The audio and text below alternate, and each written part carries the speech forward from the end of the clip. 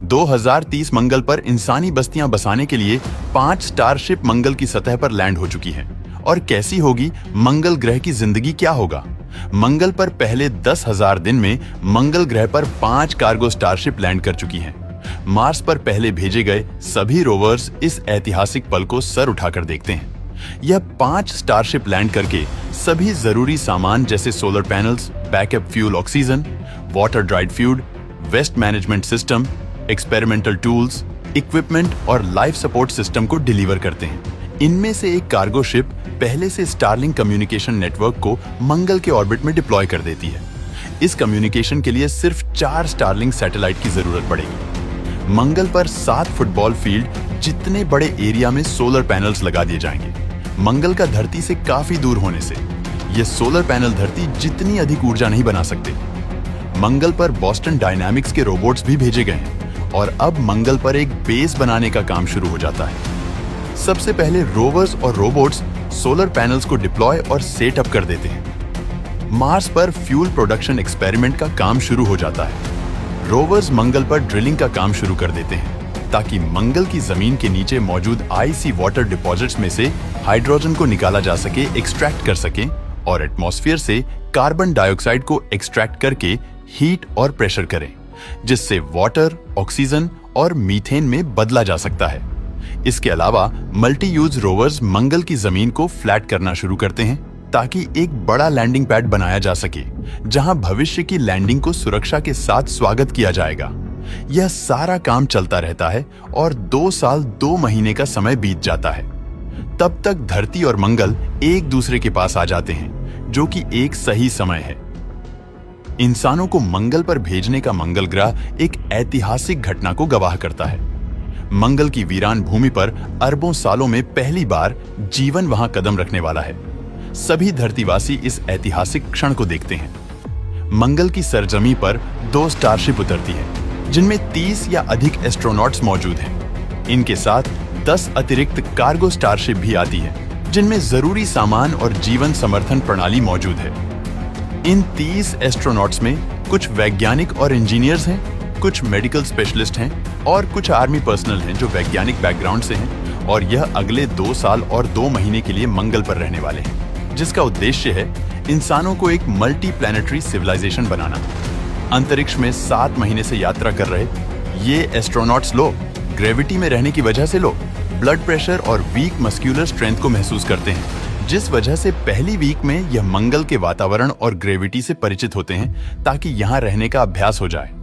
साथ ही वह मंगल पर अपने ऐतिहासिक मोमेंट को सेलिब्रेट भी करते हैं। मंगल पर हमारे योद्धा अपना समय स्टारशिप के अंदर ही बिताते हैं। बाहर का वातावरण काफी कठोर है, जहां तापमान -63 डिग्री सेल्सियस है। वहीं यह तापमान मंगल पर गर्मियों के समय यहां के इक्वेटर पर अधिकतम 20 डिग्री तक पहुंचता है। तो समझ लो भाई, मंगल पर काफी सर्दी है। इसके साथ ही मंगल पर बड़े बड़े चक्रवात आना आम बात है। मंगल पर मौजूद मौसम उपग्रह यहाँ के जलवायु को मॉनिटर करती रहती है, जिससे अंतरिक्ष यात्रियों को आने वाले तूफान के बारे में जानकारी दी जा सके। 2 साल का काम शुरू होता है। मंगल पर एक दिन 24 घंटे से थोड़ा ज्यादा है। यहाँ एस्ट्रोनॉट्स द्वारा हैवी ऑब्जेक्ट को पैक, अनपैक करना और उठाना आसान है, क्योंकि यहाँ ग्रेविटी धरती की बजाय 38% कम है। जैसे ही सारे लाइफ सपोर्ट सिस्टम को अनपैक करके मार्स पर डिप्लॉय कर दिया जाता है, इसके बाद काम शुरू होता है बायोमीथेन फ्यूल बनाने का, जिसका उपयोग वापस धरती पर आने के लिए किया जा सके। इसके अलावा बाकी एस्ट्रोनॉट्स यहाँ प्रयोग करना शुरू कर देते हैं और ग्रीन प्रोजेक्ट के तहत मंगल पर पौधे उगाए जाते हैं।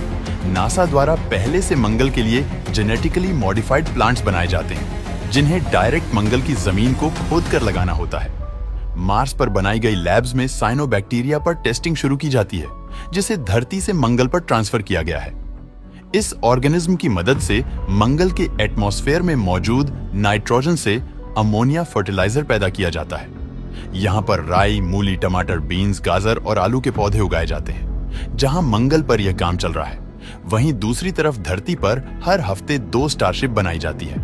हर एक स्टारशिप को बनाने में $50 लाख का खर्चा आता है और इस तरह से एक साल में 105 स्टारशिप बनती है। हर 2 साल 2 महीने में धरती और मंगल सबसे करीब होते हैं और जब भी यह समय आता है कार्गो शिप्स रेडी हो जाती है। लॉन्च के लिए 2 साल 2 महीने काम करने के बाद मंगल पर एक स्टारशिप वापस पृथ्वी की ओर लॉन्च कर दी गई है, जिसमें 30 एस्ट्रोनॉट मौजूद हैं जो मंगल पर 2 साल रह चुके हैं। अब मंगल पर 77 न्यू ह्यूमन का आगमन होता है, जिनमें अधिकतर आर्किटेक्ट्स होते हैं और साथ ही आते हैं 4 व्यक्तिगत लोग जिन्होंने इस ट्रिप के लिए $50 मिलियन की भुगतान की है। इसके अलावा बाकी क्रू मेंबर्स, इंजीनियर्स, बॉटनिस्ट और फार्मर्स हैं। मार्स पर पहले स्मॉल ग्रीन हाउस डोम्स यानी घर बना लिए गए हैं और इसके साथ यहाँ कई प्लांट्स को ग्रो कर लिया गया है। अब मंगल पर खेती से उत्पादित खाद्य पदार्थ बढ़ने लगा है, जिस वजह से पृथ्वी से भेजे जाने वाले खाने की जरूरत कम पड़ेगी। स्पेसएक्स यहाँ डिपो एक्स का निर्माण शुरू कर देता है, यानी एक permanent dedicated fuelling station Mars पर अब नए हैबिटेट के लिए एआई और 3D प्रिंटिंग के इस्तेमाल से आउटर शेल बनाए जाते हैं, जो मंगल पर रहने वालों को रेडिएशन और बाकी खतरों से बचाएगा। नए 3D प्रिंटेड हैबिटेट के लिए लाइफ सपोर्ट और कम्युनिकेशन सिस्टम का निर्माण भी किया जाता है। मंगल पर और भी ज्यादा एडवांस 3D प्रिंटिंग रोबोट्स आते हैं और बड़े हाइड्रोपोनिक क्रॉप फैसिलिटी का निर्माण करते हैं ताकि मंगल वासियों के लिए ज्यादा फूड प्रोडक्शन कर सकें। सेटलर्स यहां रहने के लिए अंडरग्राउंड डोम्स की टेस्टिंग करते हैं ताकि अंडरग्राउंड डोम्स बनाए जा सकें और इस डेटा को अर्थ पर बोरिंग कंपनी को भेजते हैं। इस वक्त तक दुनिया की सभी स्पेस एजेंसियां अपने वैज्ञानिक और उपकरण को मंगल पर भेज देती हैं। इन सब में भारतीय स्पेस एजेंसी इसरो भी पीछे नहीं है। इलॉन मस्क इसरो से संपर्क करते हैं ताकि कम लागत में ज्यादा स्टारशिप लॉन्च कर पाएं। नई स्टारशिप क्रू अपने साथ फिशेज को लाई है ताकि एक एक्वापोनिक ग्रीन हाउस सिस्टम बनाया जा सके। इस समय तक मार्स पर काफी पानी बनाया जा चुका है। वहीं पृथ्वी पर कई स्टारशिप यात्रियों के साथ इंतजार कर रही है। नेक्स्ट लॉन्चिंग का साल 2040, जो कि जाना जाएगा द ग्रेट क्रॉसिंग के नाम से, इस साल धरती और मंगल इतिहास में सबसे अधिक करीब है और नए पैसेंजर्स की यात्रा अब 7 महीनों से घटकर मात्र 5 महीने का समय लेगी। सभी नए क्रू मेंबर्स मंगल पर लैंड करते हैं। वहीं मंगल पर ऑटोनोमस 3D प्रिंटर्स की मदद से मार्जिन बेस बनाया जा रहा है। सभी इंटरनेशनल हैबिटेंट्स मिलकर एक बड़े टाउन जितना इंटरकनेक्टेड डोम बना लेते हैं। मंगल पर पहले अस्पताल का निर्माण शुरू हो जाता है। जैसे जैसे मंगल पर सुविधाएं बढ़ रही हैं, उसके साथ मंगल पर काफी अधिक लोग रहने लगे हैं। अब मंगल पर वह लोग भी आने लगते हैं जो यहां परमानेंटली रहना चाहते हैं। मार्स पर बनाई कॉलोनी में 1000 लोग रहने लगते हैं। मार्स पर स्मॉल स्केल टीवी शो भी दिखाया जाता है। सभी धरतीवासी और मंगलवासी मंगल पर होने वाली पहली शादी को देखते हैं। मंगल पर अंडरग्राउंड हैबिटेशन पर काम शुरू होने लगता है। अब मार्स पर बोरिंग कंपनी के टनल डिगर्स लैंड करते हैं और यहाँ पर अंडरग्राउंड टनल खोदने के लिए टेस्टिंग शुरू होती है और मंगल पर अंडरग्राउंड हैबिटेशन का काम शुरू हो जाता है। इंसानों के मेन बेस से काफी दूर एक रोबोटिक बेस एक माइनिंग आउटपोस्ट के तौर पर मौजूद है।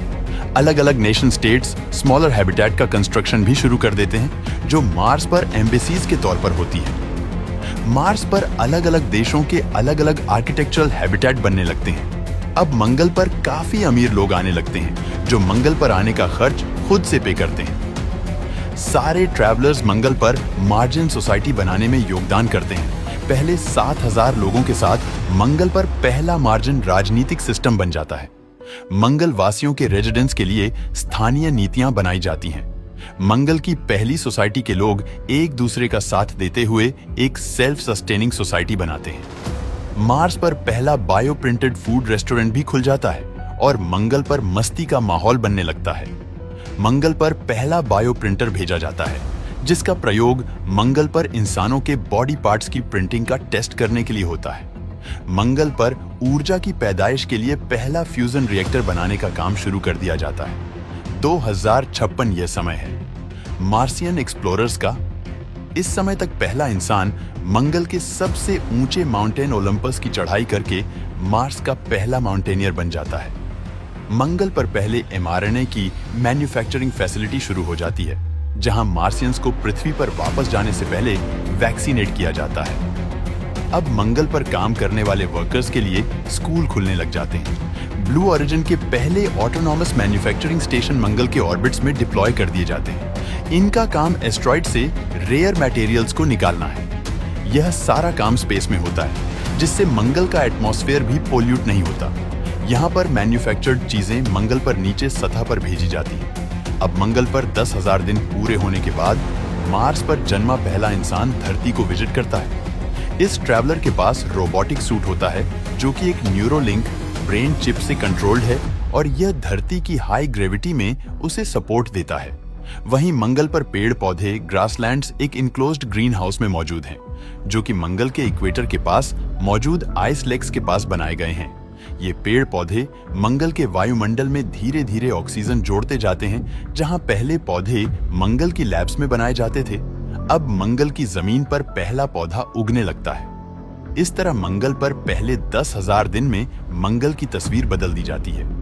लेकिन एक सवाल अब भी बना हुआ है कि आखिर मंगल पर किस देश का राज होगा?